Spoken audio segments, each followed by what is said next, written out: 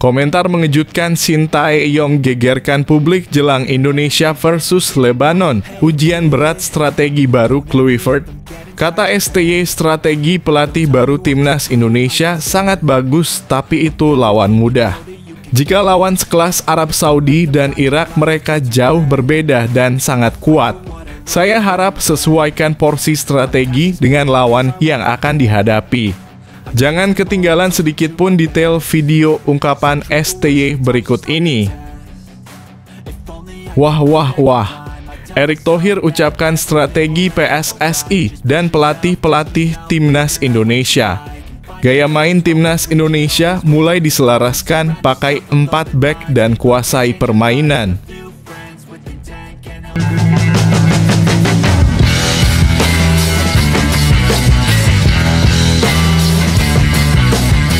Sebelum kita lanjut ke berita terlengkapnya, alangkah mulianya bagi kalian untuk tekan tombol like, dan yang belum subscribe, tolong subscribe channel ini. Komentar mengejutkan Shin Tae-yong gegerkan publik jelang Indonesia versus Lebanon. Ujian berat strategi baru Kluivert. Kata STY, strategi pelatih baru timnas Indonesia sangat bagus, tapi itu lawan mudah. Jika lawan sekelas Arab Saudi dan Irak, mereka jauh berbeda dan sangat kuat. Saya harap sesuaikan porsi strategi dengan lawan yang akan dihadapi. Jangan ketinggalan sedikit pun detail video ungkapan STY berikut ini. Dunia sepak bola Asia mendadak dibuat heboh oleh komentar mengejutkan dari mantan pelatih timnas Indonesia, Shin Tae-yong. Menjelang laga penting antara timnas Indonesia melawan Lebanon hari ini, pelatih asal Korea Selatan itu buka suara dan memberikan pandangan yang langsung menarik perhatian publik sepak bola nasional dan internasional. Shin Tae-yong yang dikenal sebagai sosok penting di balik kebangkitan sepak bola Indonesia dalam beberapa tahun terakhir, menyampaikan komentar yang cukup tajam. Dalam wawancara singkat yang dikutip media Korea Selatan, ia mengatakan bahwa Indonesia berada di jalur yang benar di bawah pelatih baru, namun mengingatkan bahwa laga melawan Lebanon bukanlah laga biasa. Indonesia telah berkembang luar biasa di bawah pelatih baru, tapi melawan Lebanon bukan laga mudah. Ada risiko besar jika mereka terlalu percaya diri, ujar Shin. Pernyataan ini sontak memicu beragam reaksi dari publik sepak bola Indonesia. Banyak yang menilai komentar Shin sebagai bentuk kepedulian terhadap perkembangan tim yang pernah ia tangani. Namun ada pula yang melihatnya sebagai peringatan keras terhadap euforia berlebihan usai kemenangan telak atas Taiwan beberapa waktu lalu. Di bawah asuhan pelatih baru Patrick Kluivert, timnas Indonesia menunjukkan performa gemilang dengan membantai Cina Taipei 6-0. Permainan agresif, cepat, dan penuh kreativitas menjadi ciri khas baru yang mulai terlihat dari tim Garuda. Namun, kemenangan besar itu kini akan diuji dalam laga yang jauh lebih berat menghadapi Lebanon. Lebanon bukan tim sembarangan. Dengan komposisi pemain yang berpengalaman serta postur permainan yang lebih kuat dibanding Taiwan, mereka diyakini akan memberikan tekanan luar biasa kepada lini pertahanan Indonesia. Kluivert ditantang untuk membuktikan bahwa strategi barunya tidak hanya efektif melawan tim lemah, tapi juga mampu menjinakkan tim yang lebih tangguh secara teknis dan fisik. Lebih dari sekadar kemenangan, pertandingan ini juga akan menjadi indikator kesiapan timnas Indonesia menghadapi babak keempat kualifikasi Piala Dunia 2026. Di fase berikutnya, Indonesia berpotensi menghadapi tim raksasa Asia seperti Arab Saudi dan Irak. Kedua tim tersebut dikenal memiliki kualitas individu dan kolektivitas yang sangat tinggi, terutama di lini depan. Arab Saudi memiliki deretan penyerang cepat dan mematikan seperti Salam Al-Dawsari, sementara Irak dikenal dengan permainan keras dan striker tajam seperti Aiman Hussein. Jika Indonesia terlalu bernafsu bermain menyerang tanpa struktur bertahan yang kuat, bukan tidak mungkin gawang Garuda akan menjadi sasaran empuk. Beberapa pengamat bahkan menyarankan agar Indonesia mulai membiasakan diri bermain lebih sabar dan tak terlalu terbuka, terutama saat melawan tim besar. Strategi menyerang memang efektif saat menghadapi lawan yang kualitasnya di bawah atau selevel, tapi saat melawan tim elite Asia, kehati-hatian menjadi kunci utama. Kluivert dan asistennya Alex Pastoor saat ini berada di bawah sorotan tajam. Namun sejauh ini, keduanya dinilai telah melakukan pekerjaan luar biasa dalam merombak wajah timnas Indonesia. Dari segi mentalitas, kebugaran pemain, hingga pendekatan taktik yang lebih modern, perubahan positif mulai terasa. Tugas mereka belum selesai. Justru perjuangan sebenarnya baru akan dimulai dari laga melawan Lebanon ini. Apakah Indonesia bisa mempertahankan konsistensi dan kedisiplinan dalam bermain? Apakah pemain muda dan senior bisa tetap tenang saat berada dalam tekanan? Semua pertanyaan itu akan mulai terjawab dalam 90 menit pertandingan nanti. Di tengah tantangan besar yang menanti, dukungan penuh dari publik Indonesia menjadi sangat krusial. Doa dan semangat dari seluruh rakyat akan menjadi bahan bakar utama Garuda untuk terus terbang tinggi. Apapun hasil pertandingan hari ini, timnas Indonesia telah menunjukkan kemajuan yang signifikan. Namun harapan besar tetap ada, lolos ke Piala Dunia 2026. Untuk Patrick Kluivert dan Alex Pastoor, seluruh pencinta sepak bola tanah air berharap kalian terus melanjutkan pekerjaan hebat ini. Konsistensi, ketenangan, dan keberanian akan menjadi senjata utama menuju panggung dunia. Selamat berjuang Garuda. Kami percaya pada kalian. Jangan takut, jangan ragu. Terbanglah tinggi dan buktikan bahwa Indonesia layak bersaing di level tertinggi sepak bola dunia.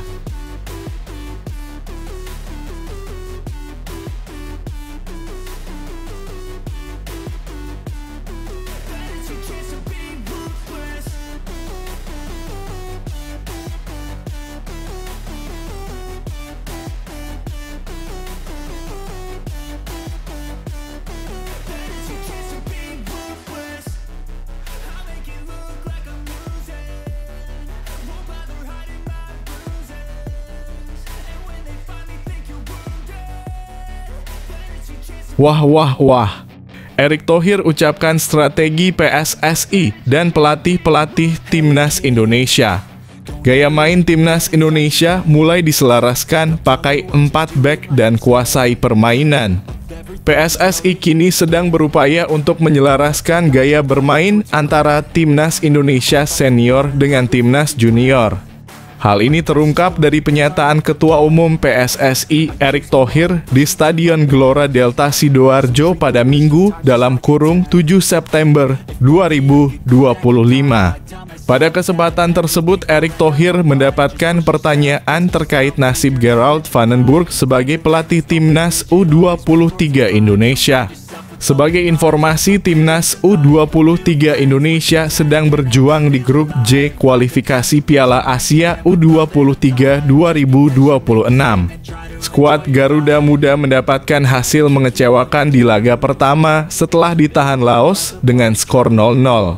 Timnas U23 Indonesia kemudian berhasil menang dengan skor 5-0 lawan Makau pada pertandingan kedua. Namun peluang Jens Raven DKK lolos ke Piala Asia U23 2026 masih kecil. Timnas U23 Indonesia wajib mengalahkan Korea Selatan pada laga terakhir untuk lolos. Sementara itu, nasib Gerald van den Burg sendiri dipastikan akan aman meski nantinya timnas U23 Indonesia gagal lolos ke Piala Asia U23 2025. Hal ini merupakan wujud usaha PSSI untuk mencoba mempertahankan keselarasan antara timnas U23 dan timnas senior. Erick Thohir menjelaskan timnas Indonesia nantinya bakal menggunakan formasi 4 back dan fokus untuk mendominasi permainan serta tampil menyerang. Pergantian pelatih ditakutkan akan membuat rencana ini terganggu. Ya, memang kita perlu yang namanya tadi pembangunan secara menyeluruh. Kalau kita lihat juga sekarang, formasi tim nasional U23 dan senior sudah mulai bermain dengan posisi 4 back. Dengan konsep penguasaan bola dan menyerang. Kalau pelatih diubah terus, nanti akhirnya konsep pembangunan formasi ke depan berubah-berubah juga, kata Erick Thohir kepada awak media. Timnas U23 Indonesia dan Timnas Indonesia mampu memperoleh hasil positif di laga terakhirnya dengan memainkan 4 back. Timnas U23 Indonesia sanggup mengalahkan Makau dengan skor 5-0. Kala itu Timnas U23 Indonesia memainkan 4 back yakni Alvarez Buffon, Kakang Rudianto, Dion Marks, dan Frankie Mesa. Di sisi lain, Timnas Indonesia sukses menumbangkan Taiwan dengan skor 6-0 di Stadion Gelora Bung Tomo, Surabaya, Jawa Timur pada Jumat dalam kurung 5 September 2025. Patrick Kluivert memainkan 4 back yakni Yakob Sayuri, Jordi Amat, Rizky Ridho, dan China Patinama.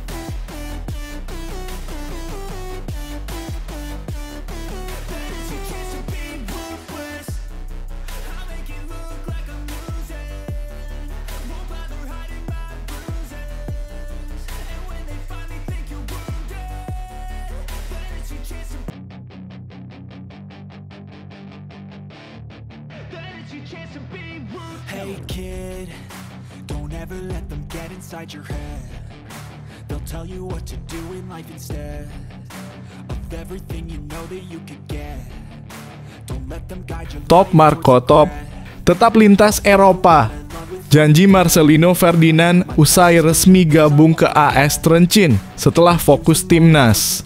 Saya siap bawa AS Trencin ke puncak klasemen Liga Slovakia. Gelandang timnas Indonesia Marcelino Ferdinand tebar janji manis usai resmi gabung ke AS Trencin. Dia siap mengantar AS Trencin ke puncak klasemen Liga Slovakia. Marcelino pun tidak sabar segera tampil bersama klub barunya tersebut. Kini dia masih fokus membela timnas Indonesia. 1. Marcelino Ferdinand gabung AS Trencin. Marcelino Ferdinand resmi diumumkan sebagai pemain anyar AS Trencin pada Sabtu 6 September 2025. Pemain berusia 20 tahun itu bergabung dengan AS Trencin dengan status pinjaman selama 1 musim dari Oxford United. Ini merupakan klub ketiga di Eropa bagi Marcelino setelah KMS Kadeinze dalam kurung Belgia dan Oxford United dalam kurung Inggris. Meski hanya menjalani masa peminjaman, pemain kelahiran Jakarta itu tak akan main-main di AS Trencin. Marcelino percaya diri kemampuannya mampu membantu AS Trencin mencapai puncak klasemen Liga Slovakia. Ex-pemain Persebaya Surabaya itu menegaskan siap memberikan yang terbaik untuk AS Trencin. Kekuatan saya adalah kepercayaan diri saat menguasai bola, berlari, dan menggiring bola, kata Marcelino dikutip dari laman resmi AS Trencin Minggu dalam kurung 7 September 2025. Saya pemain tim dan saya berharap dapat membantu Tren mencapai puncak klasemen.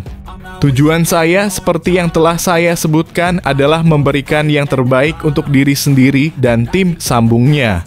Saya ingin memberikan segalanya untuk Tren dan saya tak sabar untuk mengenal para pemain, tim manajemen, dan tentu saja para penggemar, tambah Marcelino. Perlu diketahui, AS Trencin merupakan salah satu klub yang berkompetisi di kasta teratas Liga Slovakia 2025 hingga 2026. Klub itu saat ini menempati peringkat kedua dengan koleksi 12 poin dari 6 pertandingan. AS Trencin adalah klub yang sudah 2 kali menjuarai Liga Slovakia pada 2014 hingga 2015 dan 2015 hingga 2016. Mereka juga pernah menjadi juara Piala Slovakia pada musim yang sama secara beruntun. Saat ini AS Trencin menduduki posisi kedua klasemen sementara Liga Slovakia 2025 hingga 2026. Klub berjuluk The Lions itu sudah mengumpulkan 12 poin dari 6 pertandingan awal musim ini.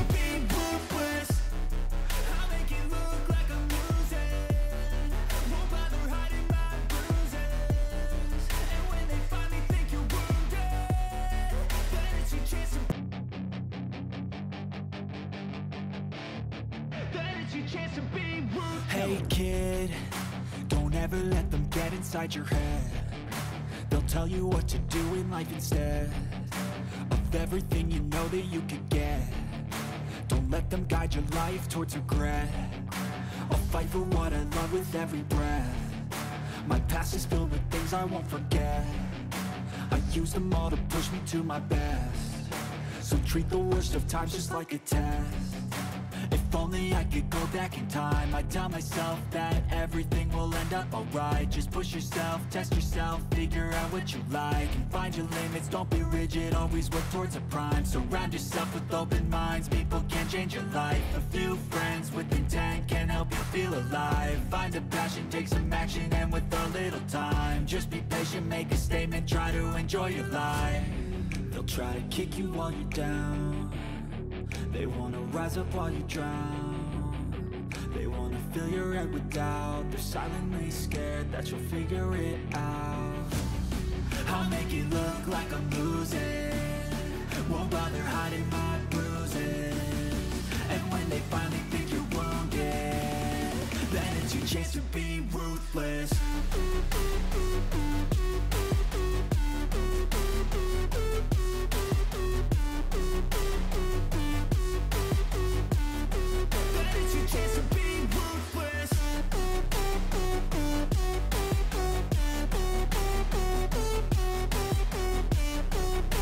Mengejutkan, Dean Huijsen tiba-tiba ungkap realitas berbeda di Real Madrid.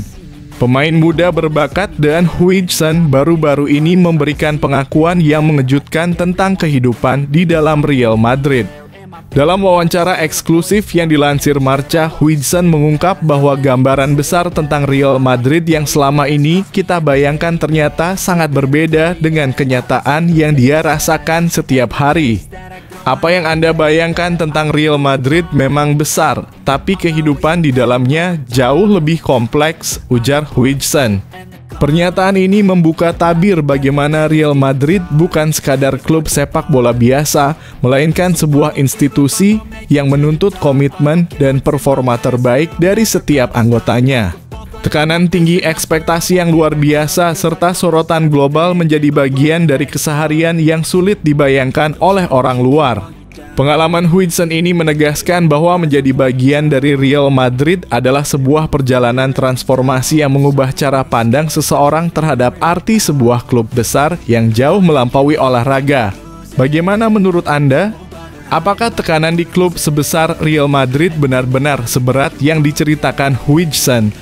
Yuk bagikan pendapat dan pengalaman Anda di kolom komentar.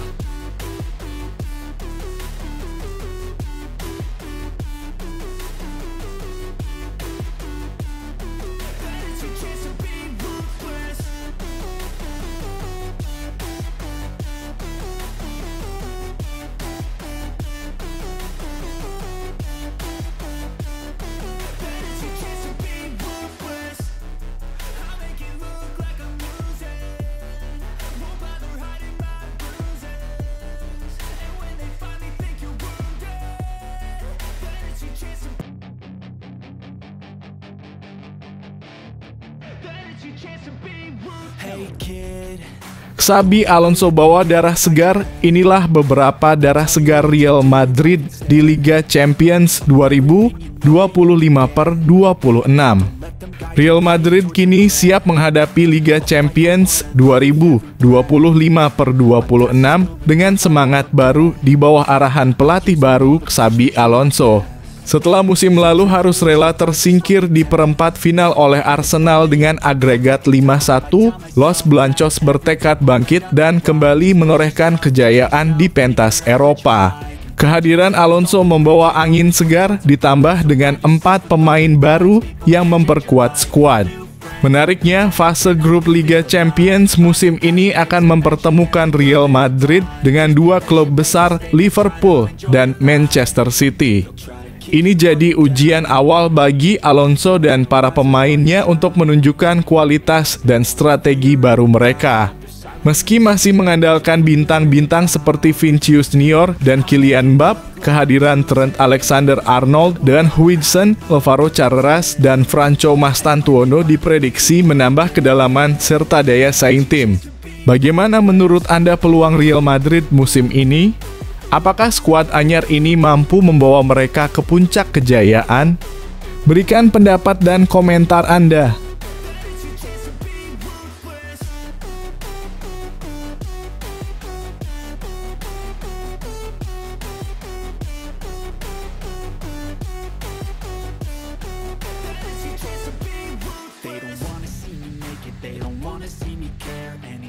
Make some progress, I can see that they compare. I think everyone's against me, maybe something in the air. Am I paranoid? I swear a void is forming and they're scared. I walk a straight path, not many can say that. I like to play fast, cross me and there's payback. You better pray that I don't see your face at any place that I go. I know you hate that. I've been doing fine, I'm not wasting any more time. I live for the fight and the climb. Real Madrid pastikan Andriy Lunin fit setelah cedera di timnas Ukraina. Kabar baik datang dari Real Madrid. Andriy Lunin, kiper berusia 26 tahun yang sempat dipulangkan dari timnas Ukraina karena cedera punggung bawah, kini dikonfirmasi siap kembali bermain saat Los Blancos menghadapi Real Sociedad. Lunin sebenarnya sudah merasakan ketidaknyamanan pada akhir pekan lalu menjelang laga Real Madrid kontra Mallorca. Meski begitu, ia tetap berangkat ke kamp tim nasional Ukraina untuk pertandingan kualifikasi Piala Dunia FIFA 2026 melawan Perancis dan Azerbaijan. Namun setibanya di tanah air, kondisi sang penjaga gawang belum pulih sehingga ia harus dipulangkan ke Spanyol untuk menjalani pemulihan lebih lanjut. Kabar terbaru dari media AS menyebutkan bahwa Lunin akan pulih sepenuhnya dan siap tampil di pertandingan tandang melawan Real Sociedad pada 13 September mendatang usai jeda internasional. Lunin tetap menjadi aset penting Madrid dengan kontrak hingga 2030. Kini bersama dengan Ferland Mendy yang juga tengah menjalani pemulihan, Lunin kembali berlatih di Valdebebas dengan dukungan penuh dari tim medis klub. Bagaimana menurut Anda? Apakah Andriy Lunin siap menunjukkan kemampuan terbaiknya musim ini dan memberi tekanan lebih pada Courtois? Atau Anda punya prediksi lain untuk persaingan di bawah Mister Real Madrid? Yuk, tulis pendapatmu di kolom komentar. I won't forget. I used them all to push me to my best. So treat the worst of times just like a test. If only I could go back in time, I'd tell myself that everything will end up alright. Just push yourself, test yourself, figure out what you like, and find your limits, don't be rigid, always work towards a prime. Surround yourself with open minds, people can change your life. A few friends with intent can help you feel alive. Find a passion, take some action, and with a little time, just be patient, make a statement, try to enjoy your life. They'll try to kick you while you're down. They wanna rise up while you drown. Arsenal siap rekrut sosok Juventus usai pecahkan rekor transfer dan rilis skuad Arteta berisi 25 pemain. Arsenal baru saja menjalani musim panas sibuk dengan belanja besar-besaran senilai 255 juta mendatangkan 8 pemain baru. Tapi di balik rekor transfer itu, kini klub tengah mempersiapkan perombakan besar di level manajemen. Setelah menunjuk Andrea Berta sebagai direktur olahraga, kini The Gunners dikabarkan ingin memperkuat tim perekrutan. Salah satu nama yang sempat diwawancarai adalah Matteo Tognazzi, kepala pencari bakat Juventus. Meski belum terrealisasi, posisi kepala pencari bakat yang kosong sejak era Sven Mislintat masih terbuka lebar. Rekrutan terakhir Arsenal adalah Piero Hincapié, didatangkan dengan status pinjaman dari Bayer Leverkusen di deadline day. Ia melengkapi daftar transfer musim panas yang juga mencakup nama-nama besar seperti Gyökeres, Subimendi, dan Madueke. Dengan skuad lengkap 25 pemain dan struktur manajemen yang mulai dibenahi, Arsenal jelas bersiap menantang di 4 kompetisi musim ini. Menurut kalian, apakah Arsenal butuh sosok seperti Tognazzi untuk memperkuat scouting mereka? Atau sudah cukup dengan Berta? Tulis opinimu di kolom komentar. I'm gonna make it to the top. I don't care what's in my way, I swear I'm never gonna stop. I could fall flat on my face and I swear I will get back up. Cause I don't deserve a thing and the road ahead is tough. They'll try to kick you while you're down. They wanna rise up while you drown. They wanna fill your head with doubt. They're silently scared that you'll figure it out. I'll make it look like I'm losing. Won't bother hiding my bruises. And when they finally think you're wounded, then it's your chance to be ruthless.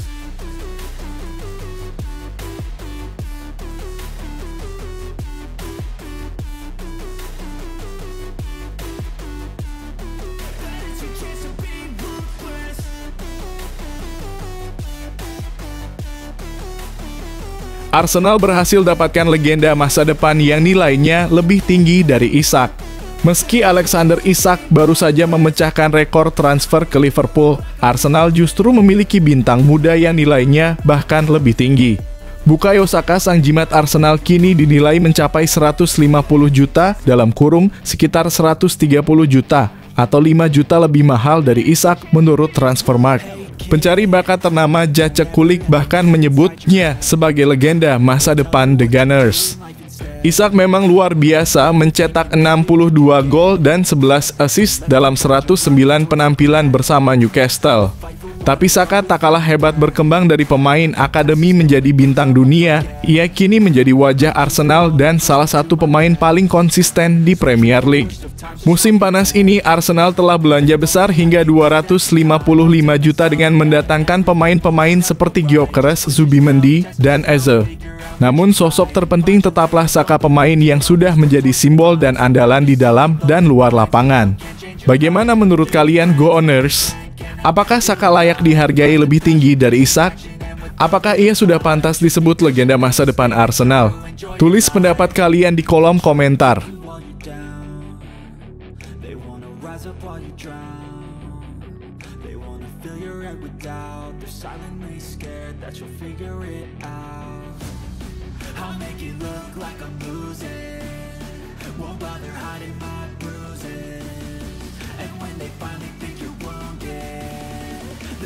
Chance to be ruthless.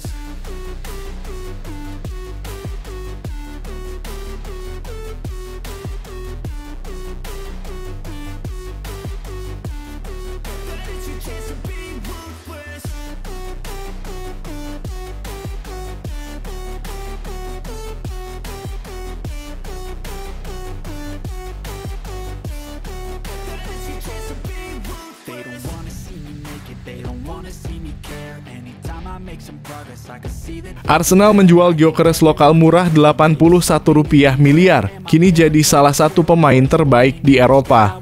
Diincar kembalikah? Arsenal pernah memiliki penyerang muda bertalenta yang dijuluki Gyökeres lokal Mikel Arteta. Sayangnya pemain itu keburu dijual ke Sturm Graz hanya seharga 4 juta dalam kurung sekitar 81 miliar rupiah pada musim panas 2024. Dia adalah Mika Biereth dan kini kiprahnya mulai menggemparkan Eropa. Musim ini, Biereth tampil luar biasa dengan mencetak 14 gol dan 5 assist dalam 25 laga awal bersama Sturm Graz. Cukup untuk menarik perhatian AS Monaco yang membelinya seharga 10 juta pada Januari. Rata-rata keterlibatan golnya setiap 95 menit, angka yang sangat mengesankan. Di saat Arsenal tengah berjuang mengatasi masalah ketajaman lini depan, transfer Viktor Gyökeres senilai 68 juta pun dilakukan. Gyökeres memang luar biasa, mencetak 36 gol Liga di tahun kalender 2024, tapi andai Biereth dipertahankan, mungkinkah The Gunners bisa menghemat jutaan pound? Kehilangan Biereth bisa jadi pelajaran berharga. Apakah Arsenal terlalu cepat melepas bakat mudanya? Apakah Biereth seharusnya diberi kesempatan lebih? Bagaimana pendapatmu, Go Owners? Tulis komentarmu di bawah.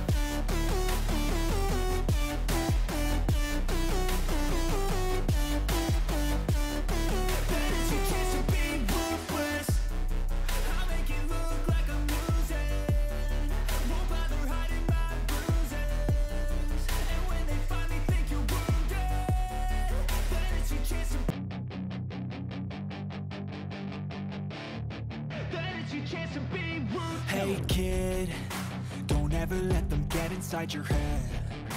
They'll tell you what to do in life instead of everything you know that you could get. Don't let them guide your life. Inilah alasan mengapa Arsenal wajib mendatangkan Granit Xhaka dari Sunderland. Nama Granit Xhaka kembali mencuri perhatian di bursa transfer Premier League. Setelah tampil gemilang bersama Sunderland, gelandang asal Swiss ini disebut-sebut masuk radar Arsenal. Meski pernah meninggalkan Emirates, statistik dan performa terkininya menunjukkan bahwa Xhaka bisa menjadi jawaban atas kebutuhan lini tengah The Gunners. Tak sekadar jadi pemain, Xhaka adalah kapten dan pemimpin sejati di Sunderland, seperti halnya saat memperkuat Arsenal dan timnas Swiss. Musim ini ia mencatat 2.501 operan sukses dalam kurung, akurasi 90,8%, menciptakan 50 peluang dan 149 umpan panjang akurat. Peran dominannya di lini tengah tak terbantahkan.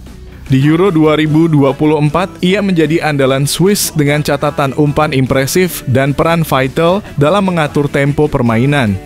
Total 137 caps memperkuat reputasinya sebagai gelandang top Eropa. Kembalinya Xhaka ke Arsenal bisa menjadi kombinasi ideal antara pengalaman dan kepemimpinan dalam skuad muda Mikel Arteta. Ia bukan hanya soal nostalgia, tapi aset penting menuju gelar yang dinanti. Bagaimana menurut kalian, Go Owners? Apakah Xhaka layak kembali ke Emirates? Tulis pendapatmu di kolom komentar.